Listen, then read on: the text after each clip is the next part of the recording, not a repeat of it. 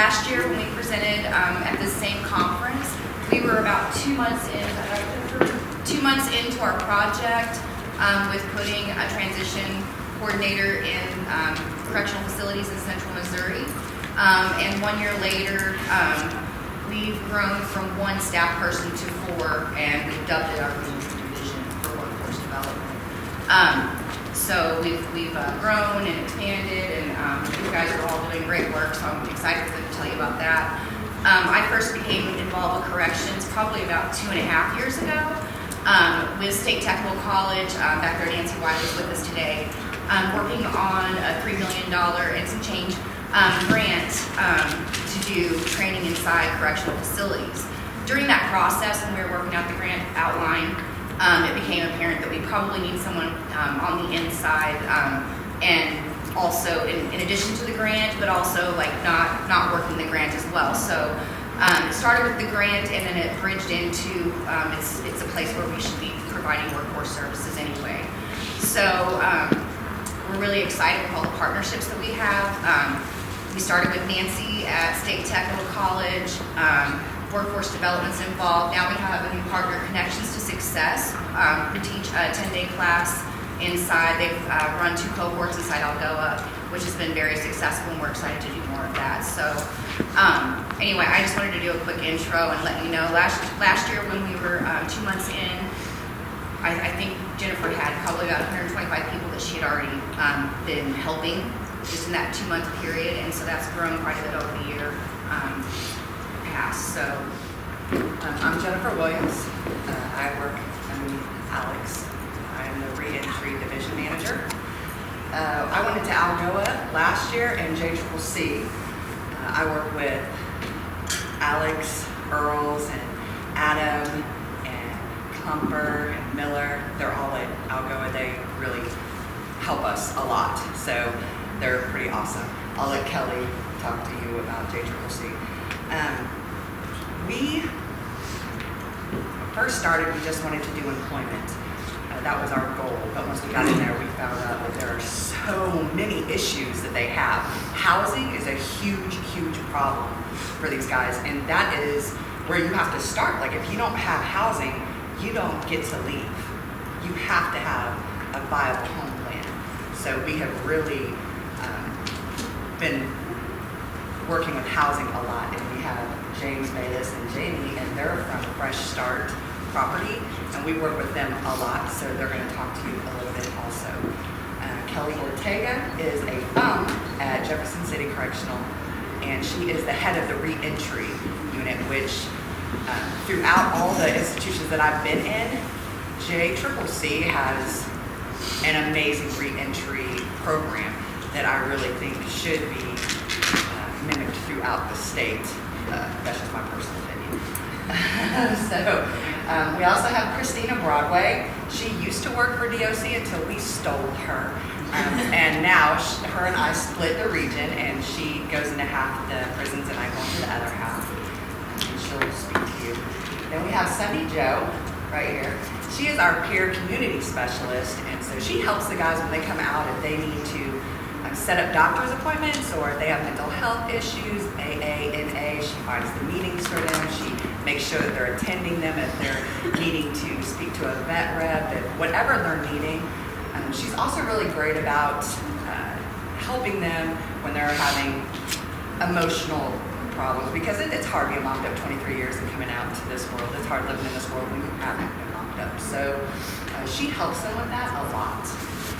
Then I have Antwyn Brown right here, who does everything administrative that we all know sucks and doesn't do.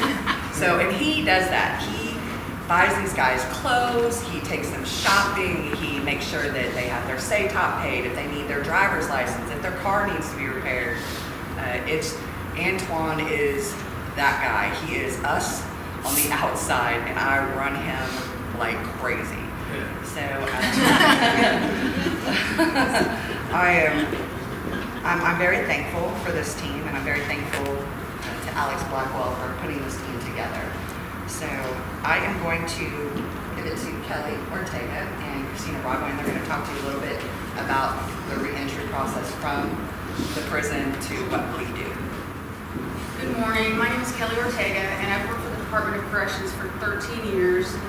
I worked for the county at county level for 3, and that's only important because I've seen transitional housing units inside prisons and other reentry programs. And JCCC, it's different, and I'm very proud to share with you what we do there.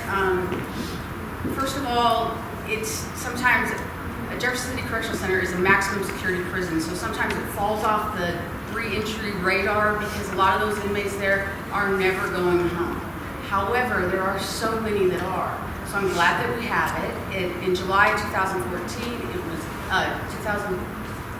it began. It started with 14 inmates, and now we're up to 40 to 50. That's manageable. We figured out that that's manageable, and it's been super successful. The difference between JCCC and some of the other institutions is it's a voluntary program. So the offenders themselves reach out to us and say, I want to be in this program. I need help. I need resources. And then we can, as staff members, decide whether or not that is right for them at this time, or whatever the case may be. Run through the application process. So that's the difference. It's voluntary. And again, in my 13 years with DOC, I have found that when we force someone to do something, it's less likely that they grab hold of that for themselves. So we know that change starts from within. So unless they want it, it's probably not going to stay very long or at all be successful. So I'm very proud of the fact that we do offer that. Hi, I'm Kristina, Broadway. Now with Workforce Development, but previously with DOC, where I worked with Kellye. And the thing about the reentry program is it is voluntary. And of course, there are those justice involved that are maybe a little scared, angry, depressed. We don't need reentry, we just need to get out of here. So this program had to be appealing. Just like anything for us, it has to be appealing, or why do we want to do it? So some things about the program that really make those offenders go, hey, I want to be a part of this, give me an application, is that it really is a safer environment than GP. And kind of explain to you how we make that happen. But they feel safer when they're in our program. A lot of their comments is that they like to be with like-minded individuals. A lot of the guys in there are preparing to go home. They're not so into pressuring other guys or bullying other guys because they all have the same goal. Another thing that we do with our program is, a lot of programs are cookie cutter. Ours is very individualized. We often have an umbrella of, say, classes and courses, but then we look at the individual in many different ways and say, okay, what do you need specifically to be successful? Because we're going to help you with whatever you need. So like I said, it's a safer environment, and we use the application process as part of our structure. So again, with the application process, they can write to us, which is referred to as a kite. They can write to us, or their staff members in their units may say, hey, this guy's getting ready to go home. Can you send us an application? So we can get these out to anyone on the camp. And what we do is we screen them to see when their needs and do they meet criteria. Now, if we decide not to take an individual at that time, and it's usually based on their behavior. So if they have recent aggressions and they're violent, we offer a safe environment. So that might not be what we want to do with that individual at the time, but it doesn't mean they can't have our resources. So what I'll do is I'll correspond with them or go speak with them personally and say, probably not, if you can show 3 months of good behavior, okay, but in the meantime, what do you need? What can we do for you? So everyone can have it. It's just a matter of we need the environment to stay safe, and we do take, for instance, we'll take some chances, like we'll have a case manager from segregation. Say, this guy's getting ready to go home, he needs X, Y, and Z. So we'll say, okay, let's just try this. We'll prepare our community, and that's what it's called, and those inmate facilitators will work maybe a little more intense with this person. And it usually works out really good. I mean, it can work out good. We have the ability to terminate. They have the ability to sign out. And so far it's been a very successful process. I was saying it was individualized. The classes and programming there that are offered there are truly amazing, if you ask me. We have core classes that you'll see a lot: anger management, substance abuse, criminal thinking. We have all those core classes. But also, we bring in classes and resources from the outside. One of the most popular that we've brought in is a financial responsibility class based on the Dave Ramsey model. The offenders scramble for this class. It took off like wildfire, about over a year ago, and it's still going so strong. They want to know these things. Money's important. They know money's important. So they need to know how to be responsible with the money that they make, making an honest living. We also have a spirituality class, which is absolutely amazing. These guys have these emotions that they've hidden deep down for years, and now they're going to learn how to deal with them before they go out to the streets. We also bring in guest speakers. A lot of our guest speakers are professionals, such as probation and parole, but we also have people come in. Well, I wouldn't call them not professionals, they are, but they are people who have previously been incarcerated, that are now out living a good life, who are successful. And when they come in and tell their backstory and then tell these guys where they are today and how they did that, it's an amazing impact. And a lot of these guys, they hear about that over in GP and they want to come over into our program. They're like, okay, he did it, she did it. I want to know what they did so I can do it too. Another thing that we offer now, thankfully, is a transition coordinator from workforce development, as Jennifer was saying. They want to come over because they want help with a place to live. They want a job. They want these things. And with the partnership between JCCC Reentry and workforce development, it opens so many doors for them. It's amazing.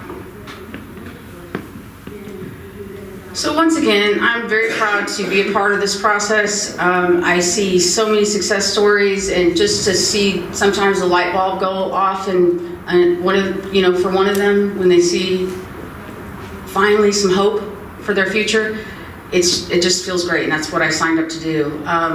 But most of all, I think our saving grace was when we teamed up with Jennifer Williams and Alex and this whole team. I mean, when these guys go home and they have a job before they ever leave, that didn't used to happen. So we are doing our very best to set these guys up for success so that they can just hit the ground running, and that's pretty satisfying. So I'm very, very proud of what all of us do.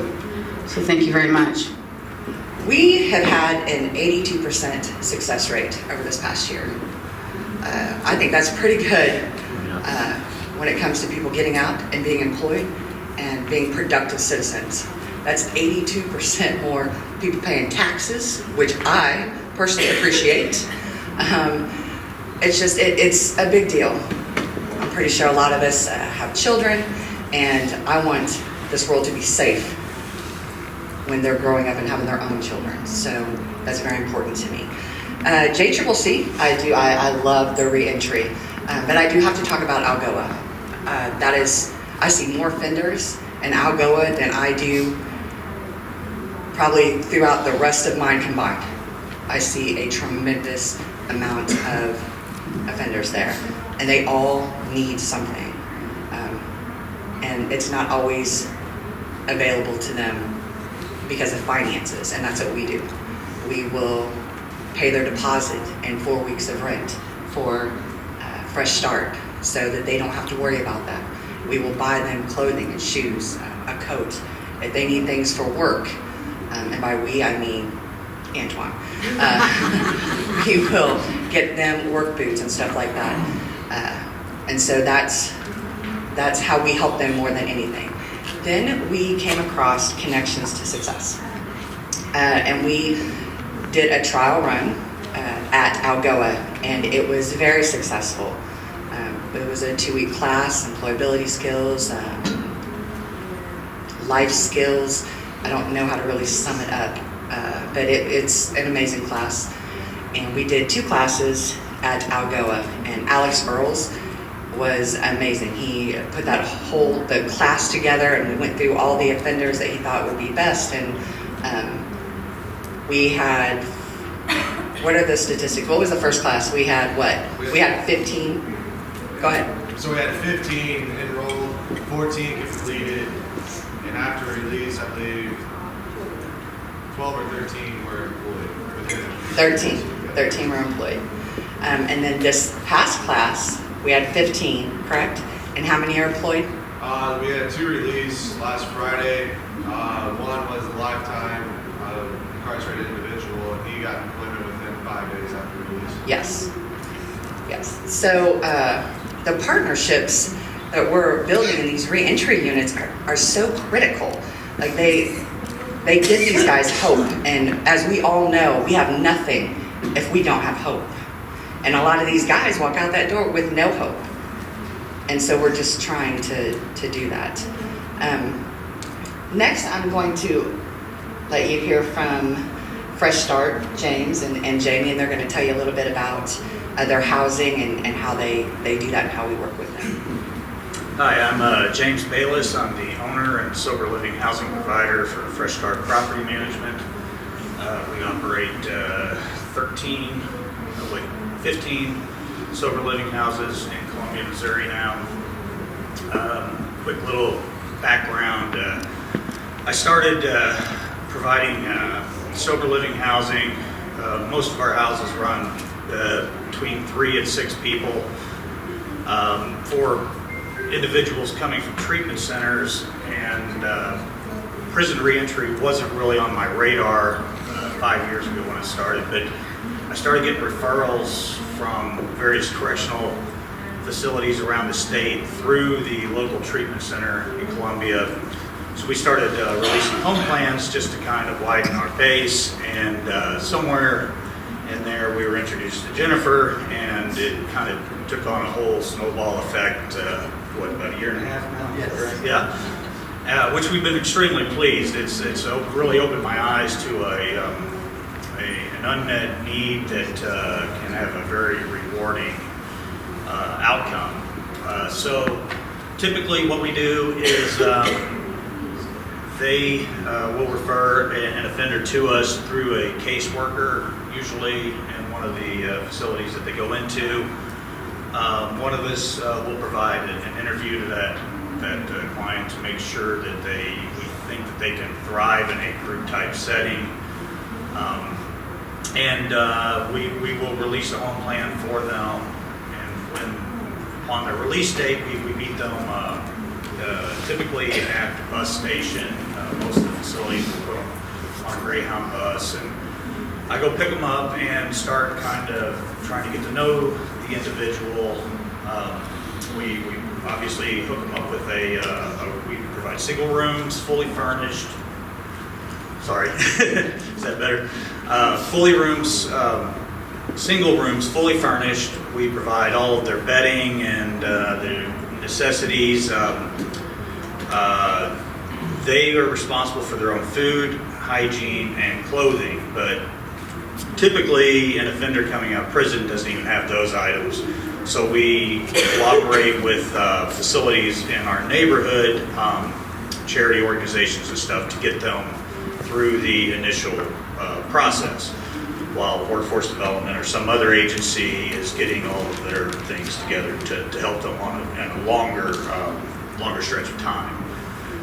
Typically, we cooperate very closely with the temporary placement agencies in Columbia to try and get the guys working within a couple of days usually. And I think average for most offenders, it takes about 3 to 4 days for them to start some level of employment, which I found to be a really big deal because many of these guys, it might have been 5, 10, 15 years that they've been removed from society. And there's a lot of fear, especially since most of them have never even been to Columbia, Missouri. But our houses provide them, one, immediate shelter, and two, and even more importantly, a group of like-minded persons who has recently went through the same thing they're going through at that time. They're immediately placed into this setting and introduced to the other members in the house, and all of our houses are in one neighborhood, so they can coordinate with other houses. So we have 71 beds, and 11 of those are women. So 60 men and 11 women.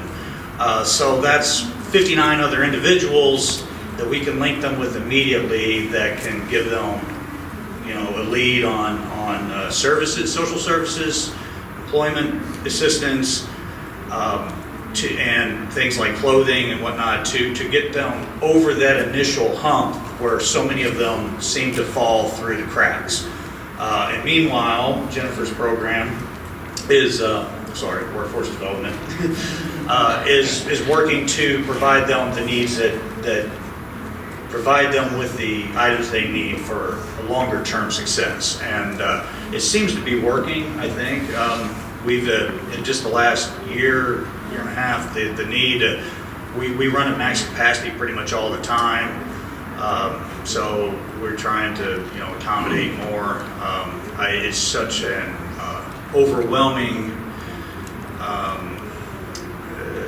need for placement. I never realized how unmet this is. And I know there's other facilities around the state and who do great works, but I think Columbia is a good town for us to operate in. They seem to thrive, and we, as sober living, to distinguish ourselves from the traditional halfway house. We insist that while they live with us, they have to participate in some sort of substance abuse recovery treatment, either a 12-step recovery program or some sort of outpatient treatment.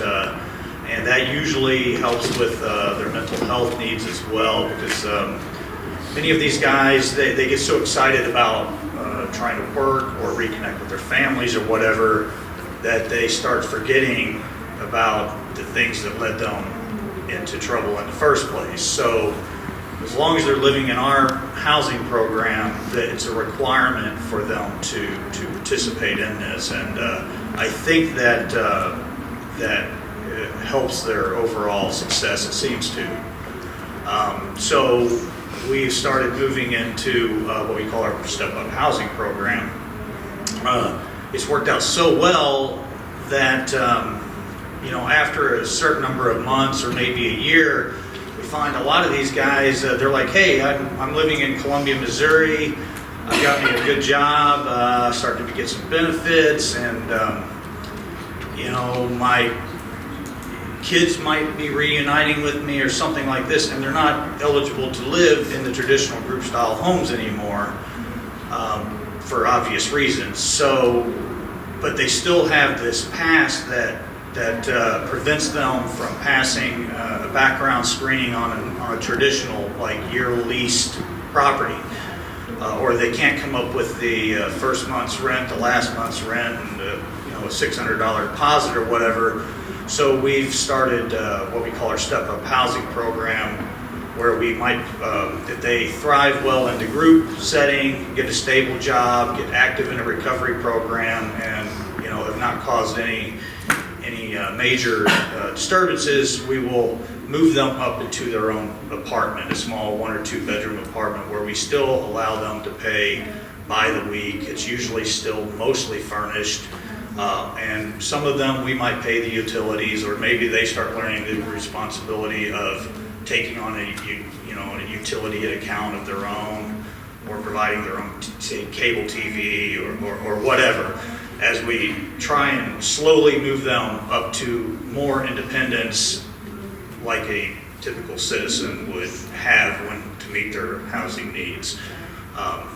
So that's what we've been doing. Is there anything? I do. I have a couple things. Awesome. I'm Jamie with Fresh Start.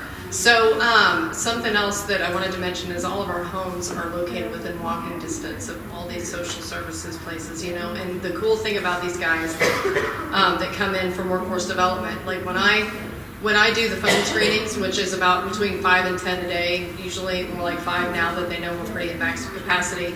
I'm filling up our list well into December. I have some home plans for June already, stuff like that. And so, you know, the need for more houses, the need for more support for these guys is good.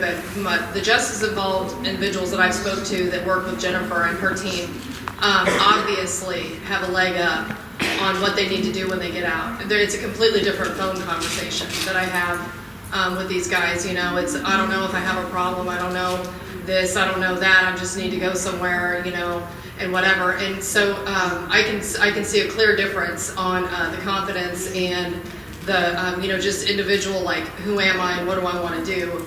A lot of these guys still just want to get out, you know, and so I do see a huge, it's a huge difference in the empowerment I feel like they have when they went through this program. I also see that there's like a huge need for women in more women's housing. I'm really looking forward to working with Kristina Ridgway about the Broadway, about all the, you know, the new things opening up, you know, and opening the floodgates at Vandalia, just really hoping to move forward with more women. If you would have told me even a year ago that I would have been going into prisons and working with inmates, I would have told you were crazy. I'm really passionate about this. It has a special place in my heart because it hits really close to home for me. Being part of the 10-day class when we partnered with Connections to Success was life-changing for me. To be able to be a part of that and work with those men was really amazing. One of the biggest things that the guys learned was how to answer their felony question. And that's really hard when you get out because, number one, you already have the shame of your crime, right? And so you're trying to figure out how to talk to people about that. And we spent 10 days working with them on how to answer that question. And it was really amazing to watch them in day one. They were uncomfortable. One of the requirements is that you have to call each other by your first name. That was really uncomfortable for them because that's not how they know one another. But they created this level of respect with one another, and they became a team. They became a team of brothers who really respected one another, and you could see their confidence build day by day. But one of the things that was cool to me is just to watch these guys realize that they had value. We all know that they're in there for a crime, obviously, and so I think sometimes we as people can separate that and forget that they're still humans, forget that they screwed up, but they're still people. And they respected us because we went in there and we didn't treat them as a number, we treated them as a person. And I say, when you know your value, you make decisions based on that. When you don't know your value, you make decisions based on that. And so just to watch them in that 10 days, recognize that hey, I am valuable. Yes, I screwed up, I take responsibility for that. And now I get to go back into the world and prove myself. That's really exciting to watch. And Earls was talking about one of the guys that he just got out after 25 years. I can't even imagine being in prison for 25 years. I wouldn't make it at night because I have to sleep with a fan, so it just never worked for me. But I can't imagine coming out after 25 years and putting your head on a pillow for the first time, you know, in your life. And he's called me 3 times this week just to say, hey, and here's what I'm doing. And he's so excited to have a job. And I had another guy actually just message me this morning that just wanted to say, hey, I just wanted to thank you for investing in me. They're super grateful. And I said it hits close to home for me because before I was involved in this, the last time I'd ever been to a prison was to visit my father who was in prison. And he ended up dying of a drug overdose. My uncle was in prison. He got out and died with a needle in his arm in a Hardee's bathroom all alone. And so it hits really close to home for me. And one of the things I'm super passionate about is telling these guys, hey, yeah, you screwed up, but you still have a chance. You still have a chance to be a father to your children. You still have a chance to change the generations. And so I want to do whatever I can to empower them, to give them hope, to let them know you can go back out in the world and still do something that matters. And so every single one of you guys are doing something that matters. And I don't know how we could go into this industry without having some type of compassion. I just want to encourage you today. I know it's probably, you know, I've only been in this job for 5 minutes, so I know it's probably hard to not become jaded in that when people burn you. But I just want to encourage you just to keep moving forward in this, to keep a heart of compassion, to remember that, you know, we are working with people, even though sometimes we want to, you know, knock them out. But it was a reminder to me too that we're all only one step away from going to prison, really, because we've all done something stupid in our lives, if you sit back and think about it for a second. And so I'm just super excited to be a part of it, super excited that you guys are here. I'm excited that you guys have the passion to pour into others in this industry, so let's keep doing it. Okay, well, I'm, as Kathy said, the Central Workforce Development Board Director, and we are one of 14 workforce development areas and boards in the state of Missouri. We're also the largest geographic area, workforce development area in Missouri. Together with that, we have 7 of the 21 prisons or correctional facilities located within my region in that 19-county area. And so I started working with reentry closely back in 2016 when an opportunity for an H-1B grant came about, where we partnered with State Technical College and Department of Corrections, and I started meeting with Ken Chapman and Nancy Wiley to lay out grant plans and how folks would flow through the training. And I think you all saw the trailer outside yesterday, the Beast. And so we, as we were talking about the plans for that grant, we talked about the National Career Readiness Certificate, and that individuals to be screened into the program needed to attain a silver. And so as I sat there, I thought, well, what happens to the rest? What happens to the folks who don't get an NCRC at all, or maybe they score a bronze level? And so, if anyone who knows me, this never shuts off. And so I started thinking immediately about how could we provide workforce services inside correctional facilities. Because as a workforce development board, part of our job is to provide funding and services through Missouri Job Centers. And as you all know, people, you know, the unemployment rate is down, and so we don't have people flooding our doors anymore. And so we really wanted to be proactive and try to go out and find people. I feel like employers think that I might have a secret closet of employees somewhere. Well, I kind of found a secret closet. And so we were awarded the H-1B grant, the MOSTAR, and so that's been very successful. I wrote a grant to the state of Missouri and received funding to hire a transition coordinator who would actually work inside the facilities to provide Job Center, WIOA workforce services, and pre-release. And that's Jennifer Williams here at the stage. We also were involved with a Missouri Registered Apprenticeship Grant that I think it's going to land in Algoa, is what I last heard. I didn't care where the welding simulators went as long as we were providing training. Through that opportunity, and Ken shuddered when I mentioned this, but as I talked to the employers and we set up that grant for the MORAP, is what we call it, I have an employer who's a welding employer who actually would like to entertain the idea of bringing a production line into a facility as paid workers as part of the apprenticeship. So if anyone's listening, I'd love to talk about that later on.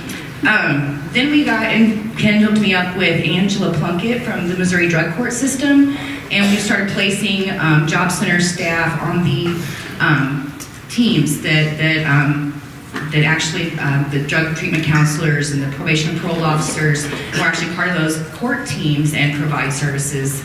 And actually, we've served 133 individuals so far through the drug court system. Another thing that we do is work with PMP. Those numbers aren't so great, so I want to definitely up those numbers. We have served 30 or 25 in my lower area, so that's what we were doing before, and so we were really happy to get Brad and Kathy involved with our next. But I'm currently assigned to our transitional housing unit, which houses around 200 plus offenders. And we do a lot of different things to address different needs. One being we work closely with workforce, we work closely with child support to really ensure that we're setting up our guys pre-release for success. A couple of things that I've done specific to reentry. As many of you know, if you've been a case manager, probation and parole officer anyway, you got to strategize your caseloads. Okay, I'm assigned over 100 plus offenders to my caseload, and they're in need of intensive case management. Okay, so what did I do in order to work and bridge that gap? I developed a welcome letter and sent it out to all of the people on my caseload. Now, there's a couple things that I found that is extremely important to that. You don't just print off a letterhead and put a little bit of words on there. You have to personalize it. You have to write a special note to that individual to show that they will actually read it, and they will fill out the worksheet that I attached to it. And on that worksheet, it talks about housing issues, legal issues, employment issues, anything along those lines. Stuff that I know is in my ability to help them. Also on that is with the resume builders and different things so that we can get them prepared to go home. But as many of you know, if you work inside of a prison, you have to work closely with your probation and parole staff. If you want to make sure that you're setting them up for success, you have to know where they're going so you can start looking into in advance for employment opportunities, for different resources that they're going to need. So that requires me to work closely with my probation and parole office to make sure that we're doing everything in our power to work closely together. Now, sometimes, as Julie shared yesterday, that isn't always an easy gap to bridge, right? Because probation and parole has their thing, DAI has their thing, but it's critically important as we all look at reentry to bridge that gap and to make sure that we're working together as a team with all these other community partners to make sure that we're setting up each justice-involved individual for success. We have been going into the prisons for about a year and a half. Several prisons. We have right now an 82% success rate. So that means that they are still out and they are productive. They are working. I think we have 4 that are not working, but it's due to disability. So we still count them as a win. We go inside, my team, which Kristina Broadway, who we stole from DOC, sorry Kim, and then we have Sundi Joe, and they also help in our team. We go in, we find out what their needs are. When we initially started going in there, we were going in there for employment, but then we found out that probably the biggest issue is housing. Housing is huge, finding a home plan for these guys. So then we kind of had to step back and change our strategy. So we work with the IPOs and the case managers really closely. We found an amazing group of people, Fresh Start Property Management in Columbia, and we work so because they really successful a lot of these guys. So they don't just help them with housing, they help them stay sober. They help them with employment as well. They help them for sure. So we also do help with employment. We work at Alco, I work closely with Alex, and he can make a resume shine. Mine, not so much, but thank goodness Alex loves me, or I probably wouldn't have a job. But he's amazing. He's really amazing. All the caseworkers that I have worked with throughout all our prisons are amazing. Klumper is an amazing FUM at Algoa, the transitional. And then Kellye Ortega is the FUM at JCCC, and I work closely with them. And those units have really opened my eyes to the things that these guys need. And I just appreciate all of you and understand that you work so hard. And so we will do whatever we can to help you with that. But housing, employment, transportation, when they get out, we get them clothing. We can help them. We can pay for their SATOP. We can do their driver's license. We can get their birth certificates. There's not a whole lot that we haven't been able to help with. So if you're needing help with guys, just give us a call, and I'll tell Ken that you want me to come to your prison, and I'm sure he'll let me. So that's basically what we do. Thank you. Well, we were pretty heavily involved with Jennifer and the program Elevate, and it grew quite quickly. Within her first 2 months, she had been visiting with over 125 individuals. So we knew pretty quickly we needed to get her some help. So we hired a justice-involved individual who was a 4-time felon. She's actually still with our company in a different position. Jennifer's position has grown from 1 to a 4 staff division. And throughout the process, you know, she said we need a workshop for this, or she was trying to develop all of these different things that she felt she needed to provide to these individuals. And so we were kind of struggling with some pieces, and she was really had a heavy load. So skip forward a month or so, and I was at a state workforce board meeting, which Kathy's a part of that board. And I was leaving the meeting after the meeting, and Marty, the state workforce director, called, and he said, "Are you still here?" And I said, "Yes." And he said, "I need you to come back. There's a lady I need you to meet." And so I met Kathy, and she started telling me about the program, and I immediately thought, this is it. This is what Jennifer needs, or a piece of what Jennifer needs to help lighten her load. It's evidence-based. And so we quickly met with Ken and talked about developing a cohort at Algoa. And for my part, what's changed with me is we've seen the value in the program. I haven't went to the class, but I did go to the second class graduation. And even though I didn't sit through the class, I could actually see the visible transformation of the gentlemen up on the stage when they were going through graduation. So as a workforce board director, it's my job to protect the funds that we funnel through our programs. You know, we're monitored from a federal aspect, and we always have to tie everything we do to outcomes. And I just can't think of a better outcome than an 82% success rate overall. And so it's been really successful for us. So we're just looking in Central Region for ways to expand and try to get connections into more of the facilities and to try and help more individuals. So when I was in the class, I just want to start off by saying I'm not that bossy. I wasn't that bossy. And then I did find out that I may or may not have control issues. I found out a lot about myself. So I really saw a huge change in the guys. What we did is we made sure everyone had their SNAP applications filled out, and we submitted them all for them. If they were going to need housing, we would hook them up with James Bayless at Fresh Start and with Jamie. We got all their paperwork filled out if they were going to need any kind of financial assistance. Talked to them about education, the options that they had, transportation issues that they might need, and employment. So it was more, I had more of a one-on-one. I got to see them every day. The biggest thing that I see in these guys when I first started going in is huge trust issues. So whenever I would tell them I was going to do something, they're like, right. So, and then when we started doing it and I was showing them, look, I'm coming here. I'm coming here all the time. Not every single week. I try every week. But if I'm not in there, Kristina goes in there. We're in there all the time. We talk to them every week to find out what they're needing. And we do what we say we're going to do.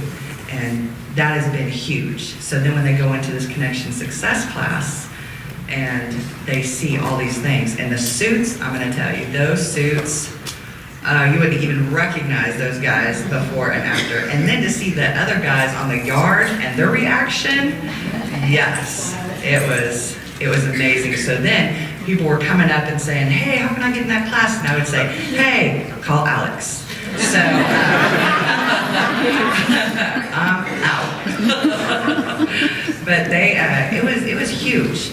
It was really huge. And for them to see that people actually care about them, and I just want to say, when Alex, girl Alex, said, oh, you got to meet Kathy, she is so bubbly, and she was not lying. Like, I was like, wow. She got some energy. But, and the guys, just to see how they reacted to her in the class, she was just all, ah, and they were like, what? And by the end of the first week, everybody's like, ah. And I'm like, wow. So, Connection to Success, it's amazing. It's amazing. I had my doubts, and now I have zero doubts. It's definitely changing lives, and I'm so absolutely thankful to be a part of it. So. Describe your experience from the 2-week class. Okay, well, first, good morning. Good morning. Okay, my name is Michael. I'm very thankful. I'm a loyal individual, and I'm driven, and I look good in my connection to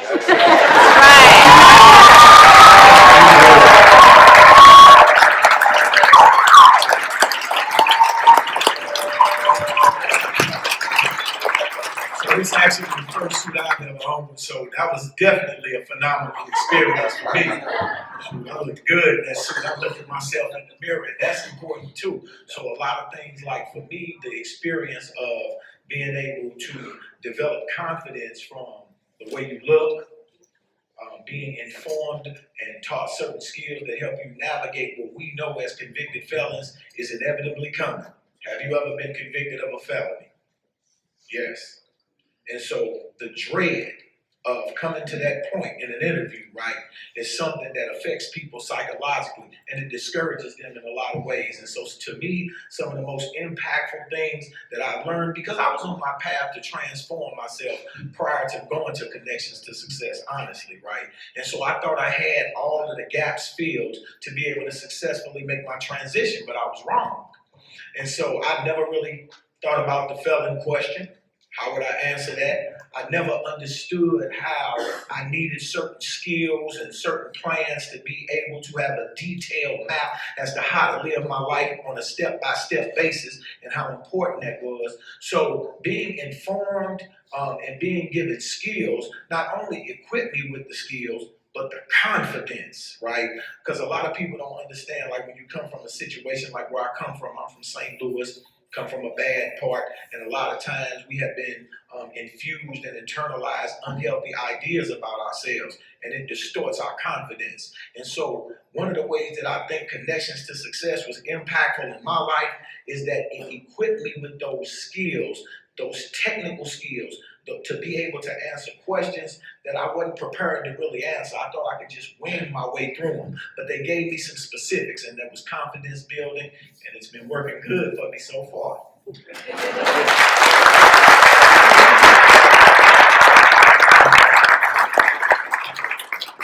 So you're doing some exciting things, Michael, and I wonder if you could share a little bit about the training you're in now and what's happening. Well, I completed it now, so I want to let people know I did 23 and a half years in prison. Like I got locked up February 1995, February 19th, and I just got out August 24th of this year. So within this 90-day time frame, a lot has happened for me. I had a couple of jobs. I still got a job, and that's pretty good for me. There's a transitional period, but one of the most important things that has happened for me, I just finished my certified peer specialist training last Friday.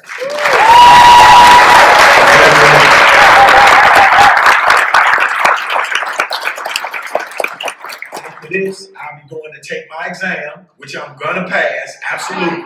Yes, you will. Jennifer's assistant, Antwyn. So I told him, get ready to print that certificate out after the test say pass, because I need mine. I worked hard for that. And so that is one thing. And you know, like I had an opportunity to speak at Lincoln University to a men's class. I've spoken at a couple of churches since I've been out. I have a speaking engagement talking about certain things dealing with reentry and rehabilitation and incarceration at a place called the Ragtag Theater in Columbia on December the 3rd. And the law professor at Mizzou, David Mitchell, asked me to come to speak to his criminal justice class in January. So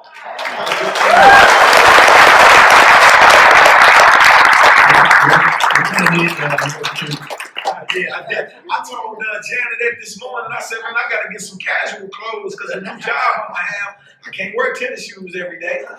So I just wanted to just share something like in my peer certification class that was helpful that I learned from Connections to Success. And shout out to Tony Jordan, Sarah Earl, and Scott Breedlove. Those are my trainers. Excellent trainers. Excellent trainers.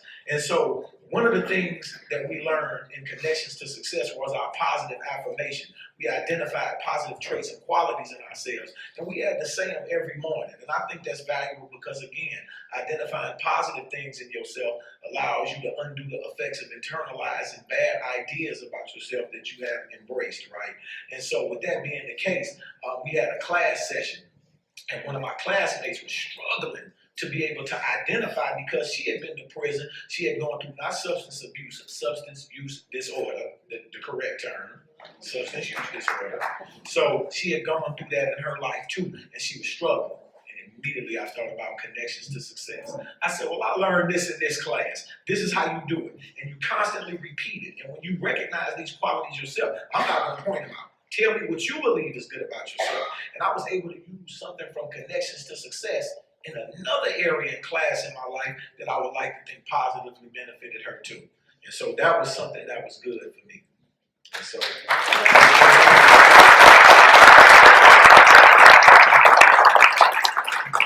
So Michael, tell me about the car in the picture. oh yeah, I got my first car. Let me show y'all. This is my Driver's license.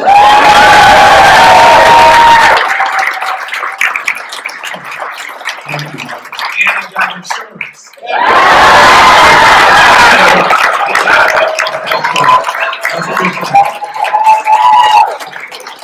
And so I just want to share something that's funny because like I did all that time and the cars are different from when I went in.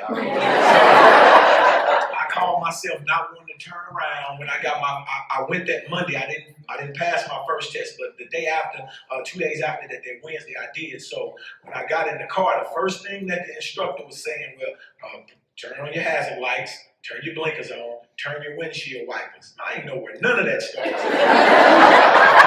And so immediately I'm thinking these are harmless questions, but she's marking them down.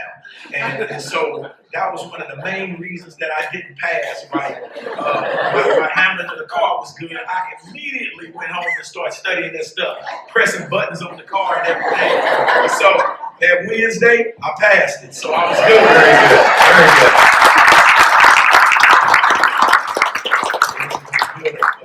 So like in 90 days, I'd like to believe that I done a lot, and I believe I got a little bit more ahead of me. So Great. Thank you, Michael.